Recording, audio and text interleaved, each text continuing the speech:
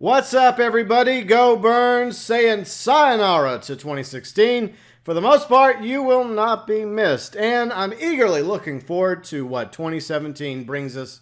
Hopefully, it's a way better year. But anyways, with tradition, at the end of the year, we always rank the best DLCs that came out for Grand Theft Auto Online.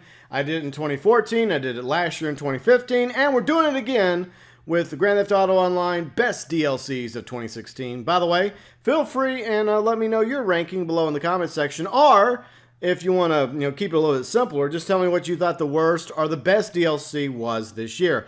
Now, very similar to Best DLCs of 2015, there are some sub-DLCs that came out along with major updates or larger updates that were lumped in together. And that's exactly what we're going to rank them as, is one DLC as opposed to two DLCs.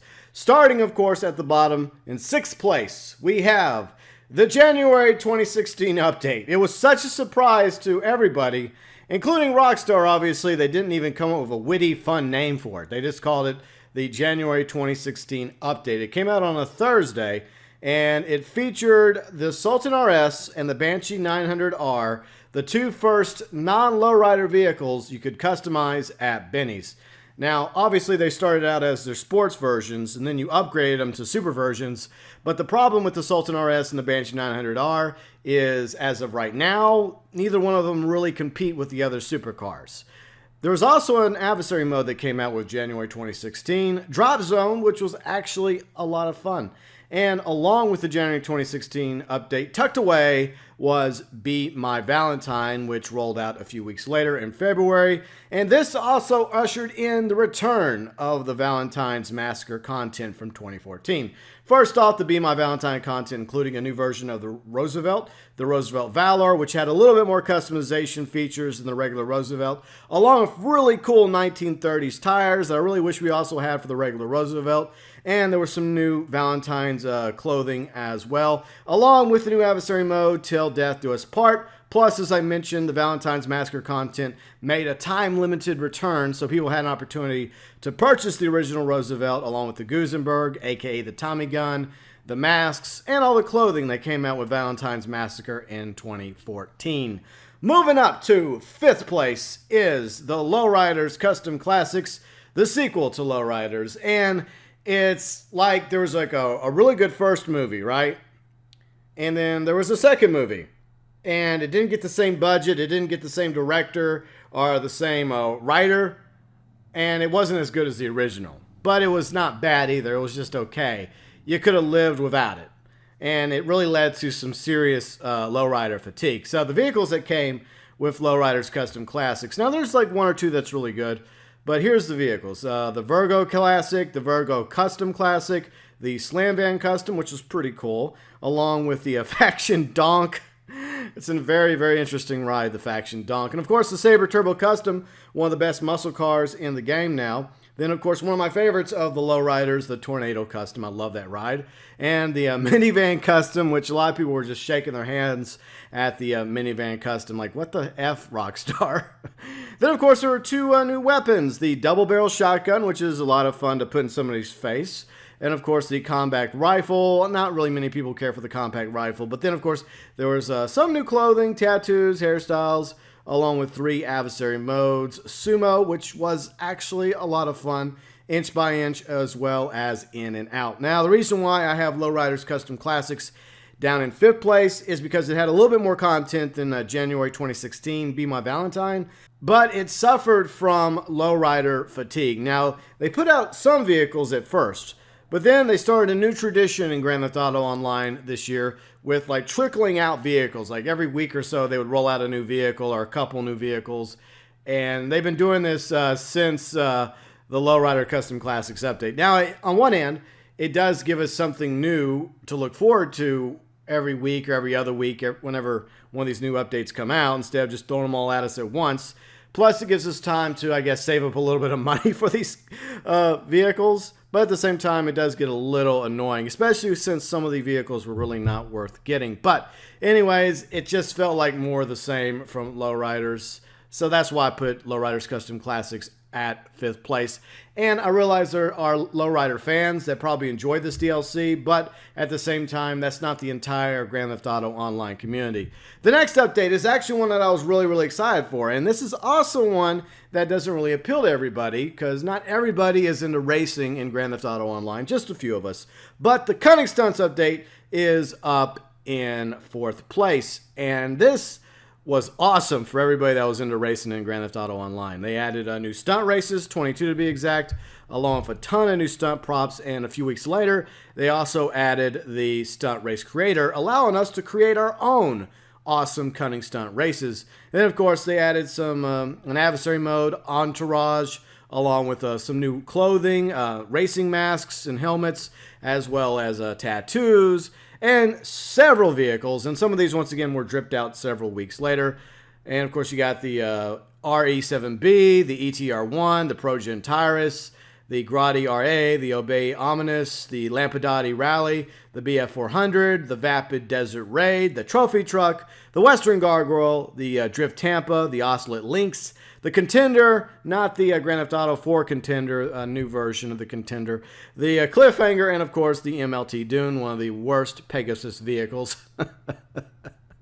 So anyways, this was a lot of fun. I would say that the tracks and the ability to create the new Cunning Stunt races are the appealing factor to this update. Well, the clothing is as well. The vehicles, not so much, with maybe 1 or 2 exceptions. But if you're really into racing, then you probably were really excited about the Cunning Stunts update. Now, we are moving up into the top 3. And in 3rd place, this is an update that a lot of people in the community have been wanting for a very, very long time now. In fact, there was a big petition back in February of 2016 pushing for a biker update. Now, whether or not it's because Rockstar listened to the community or they had it planned all along, I don't know. Rockstar doesn't exactly tell us one way or the other, but the Bikers update was very well received by the biker community and by a lot of the community as well. For one thing, it added the MC Clubhouse, and this gave you the ability to store up to 10 motorcycles in the game. Now, that's on top of the limit that we had at the time, which was 40 vehicles. No, 50 vehicles, my bad. 50 vehicles up to 5 garages, 10-car garages. But then a few weeks later, they also allowed us to own an additional 10 vehicles. So they added a 6th property, aka a 6th 10th car garage. So eventually, while they were dripping out some content for the Bikers update near the end, they gave us the ability to go from 50 cars to 60 cars, plus the 10 motorcycles, which gave us a grand total of the ability to own 70 vehicles in the game. And along with the MC Clubhouse, you know, the ability to have motorcycle clubs and do motorcycle type things, as well as having businesses, you know, like shady businesses like counterfeiting, drugs, etc. And of course, biker clothing, tattoos, hairstyles, along with a lot of weapons. This had like the most weapons in a DLC in 2016. The pull cue, the pipe wrench, the battle axe, pipe bomb, as well as the mini SMG, the sweeper shotgun, and of course the compact grenade launcher. Now, what's really cool about a lot of those weapons is they were designed specifically to be used while you're riding a motorcycle. And that was one other thing that they did with the Bikers update. You can also ride around on a motorcycle attacking people with melee weapons. You can kick them, you can hit them with a pull cube or a baseball bat. I mean, it added a fun new feature to riding motorcycles in Grand Theft Auto Online. Of course, you couldn't have a Bikers update without having a ton of motorcycles, including the LCC Avarice, Manchez, Street Blazer, Chimera Trike, the Fazio Mod, the Fazio Sport, Defiler, Haikuchu Drag, the Nightblade, the Rat Bike, Wolfsbane, Zombie Bobber, Zombie Chopper, the BF Raptor, of course the Yuga Classic Van, the Rat Rod, the LCC Sanctus that came out around Halloween, and of course the Shitaro Tron-themed Light Cycle, along with the S-Key, the Vortex, and of course a customizable version of the Daemon. And of course there were several adversary modes like Slipstream, Lost vs. Damned also came out around Halloween, Kill Quota, and my personal favorite, Deadline, which involved the Shitaro Light Cycle. It had a very Tron-esque vibe to it where you ran around creating lines and you could kill each other with the lines. If you ever watched Tron, you probably remember that game on the gaming grid. And we could also purchase Tron theme outfits for $100,000 a pop. And like I mentioned, they also add the ability to own a 6th property, upping our vehicle capacity to 60 vehicles, along with the 10 motorcycles that you could store in your MC Clubhouse. So a lot of content there with the Bikers Update, and that's a big reason why I put it in 3rd place for Best DLCs of 2016. Now, when it came to 1st and 2nd place, this was a tough one. I went back and forth debating about which one deserved 1st place and which one deserved 2nd place, because they both added a lot to the game. Just like the Bikers Update did with the MC Clubhouse, along with the new businesses, new ways to make money, new things to do in the game to build up your criminal empires. And in the end, I had to go the way I'm going to go. And some of you may disagree with me, but I'll explain my reasoning at the end of the video. In 2nd place for Best DLCs of 2016, I put Further Adventures in Finance and Felony, which is actually the sequel to Executives and Other Criminals that came out last year. So they were building on what they created with the VIP system in Executives and Other Criminals with this one, Further Adventures in Finance and Felony. You had the ability to become a CEO, to buy an office along with warehouses, and you could buy and sell contraband. Another awesome way to build up a criminal empire and make money in the game. Of course, just like with the businesses, it's an investment thing, so you have to put money down in order to eventually make money. First, you got to like break even, then you have the ability to make a ton more money by doing the warehouses and getting contraband, whether it's like art or alcoholic products or cigarettes, drugs, pharmacological things. You know, you get the idea. So anyways, it was a lot of fun. Also added was 100 round drum magazines to 8 weapons at ammunition, which is definitely not a bad thing whenever you're running and gunning in the game. Next, the VIP and bodyguard clothing from Executives and Other Criminals was added to the clothing store, something that we had been requesting for months because it was really cool clothing. So we finally had the ability to buy those awesome clothing items at the store. Then, of course, there are 2 adversary modes, trading places, along with power play. Vehicles added because of Further Adventures in Finance and Felony include the Benefactor XLS, along with the armored version of the XLS, the Rumpo Custom Van, the Nimbus Jet, the Tug from Grand Theft Auto 4. I just wish that thing would go a little bit faster. And would take more than one hit to knock it into the water to sink the damn thing. Then, of course, the Windsor Drop, the Volatus Helicopter, the Bestia GTS, along with the MTL Brigade, which really should have some armor to it. I mean, it looks big and tough, but just like with the Tug, like one rocket, one grenade can take the damn thing out. It should have been beefed up just a little bit more. Along with the Pegassi Reaper. I had such high hopes for the Pegassi Reaper, but it turned out to be a very big disappointment when it came to muscle cars. And there was a few other vehicles as well. The Vapid FMJ, the 770, X80 Proto, one of the best supercars in the game, along with another really good supercar, the Pfister 811. Which leads us to the best DLC in Grand Theft Auto Online for 2016. According to me, you may disagree with me, but I think the best DLC, despite some issues that it's had, is Import Export, which also includes Festive Surprise 2016. Now, this is what I would call the 3rd DLC in the Executives trilogy, because it is building on exactly what Finance and Felony put in the game, along with what previously Executives and Other Criminals did. So I consider these 3 DLCs to be part of one trilogy. And I would say it's a very good trilogy because along with all the clothing and the masks and now character customization also in the game now. So you have the ability for $100,000 a pop to go into your inventory screen and finally go and customize your character. The only thing you can't do, unfortunately, is change your character's sex. But that's something else we've been asking for a very long time now, to have the ability to actually go in and recustomize characters. Then, of course, the executive office garages. This is a really, really big deal. So with the Bikers update, as I mentioned, we could get up to 6 10-car garages, 60 vehicles, plus 10 motorcycles. This adds up to 60 more vehicles that you can get. And you can buy like up to 3 office garages. You start off with 1 that you can purchase. And then you buy another one, then another one. So you can go from like 20 to 60. Plus there's some customization. when it comes to the office garages. The same thing when it comes to the clubhouses as well as the offices. There's a bit of customization with all that as well. So now, if you go and get all 3 office garages, you can have in the game up to 130 vehicles. So 60 import-export and up to 60 from bikers, plus 10 from the motorcycle club. So 130 vehicles that you have the ability to own, customize, and keep in Grand Theft Auto Online. So that should be more than enough to keep people happy for at least another few weeks, right? Okay, so that's a big deal. Plus the vehicle warehouses. Now this is specifically for sourcing, aka stealing, as well as selling vehicles in the game.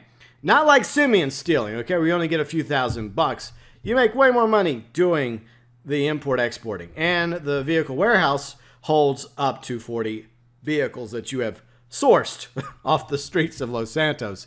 And the big reason why I put import and export at the top of the list is because of this fact.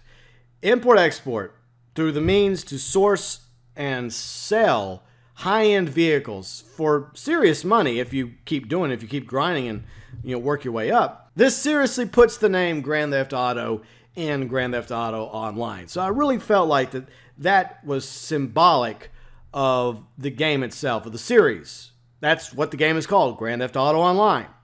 So a big aspect of the game should be about stealing and making money stealing and stealing really nice, expensive cars and profiting off of it. So that's the big reason why I made import-export number 1 on my list. But there's more to import-export that also puts it in favoritism of earning the gold this year. Several new vehicles, along with the Elegy Retro. That's a car a lot of people wanted in the game, based off the Skyline, along with the Ocelot Penetrator, the Pegassi Tempesta, one of my favorite supercars in the game now, along with the Diablos, as well as the Diablos Custom. And then, of course, what's interesting is we also had Festive Surprise, and along with Festive Surprise, we've had some vehicles come out over the past few days. And I don't really know if I should consider them additional parts of import-export or part of Festive Surprise or whatever. That's why I lump import-export and Festive Surprise into one DLC. So it really doesn't matter either way. The point is, here's some additional vehicles we've had come out so far. The Nero, aka the Bugatti Chiron, another vehicle a lot of people really wanted in the game, along with the Nero Custom, the Comet Retro Custom, and a few other vehicles coming our way as well in the next few weeks to come. Typical of Rockstar, slowly unlocking one vehicle here and there, really just dragging out the content. But hey, that's just the way they roll now. Next, of course, is the introduction of the specialty vehicles. Now, these are kind of sort of personal vehicles and kind of sort of Pegasus vehicles. They're kind of a hybrid of the two. And some of them are a lot of fun and some of them not so much. But anyways, in some, you can actually take the Los Santos Customs and customize. So you got the Ramp Buggy, the Armored Boxville, the Rocket Voltic, the Phantom Wedge, the Wastelander, the Technical Aqua, and my 2 favorites, the Blazer Aqua, and of course the Ruiner 2000, aka Kit from Knight Rider. And I love both those cars because the Ruiner 2000 is a lot of fun. It looks almost exactly like Kit from the 80s. And it can jump, it has a parachute, it has machine guns, it has rockets. The Aqua is a lot of fun too because it's amphibious. It's basically a Blazer that can become a jet ski. And it also has machine guns. So you can't go wrong with either one of those vehicles. And there's also specialty vehicle missions. Now, they're very tough. They're kind of like mini heists. They are fun. They're difficult. And I do have issue with the payout. I wish it was more, but, c'est la vie. But it's still, it's new forms of missions in the game. And, of course, we also had 2 adversary modes come out so far. Turf Wars along with Juggernaut. Plus, all the Festive Surprise 2016 stuff as well. The return of the holiday-themed clothing and masks till, January 9th when Rockstar takes them away once again. The Firework Rocket Launcher is back along with, a few days ago, we got the snow for a few days along with more snowball fights. That's all gone now, sadly.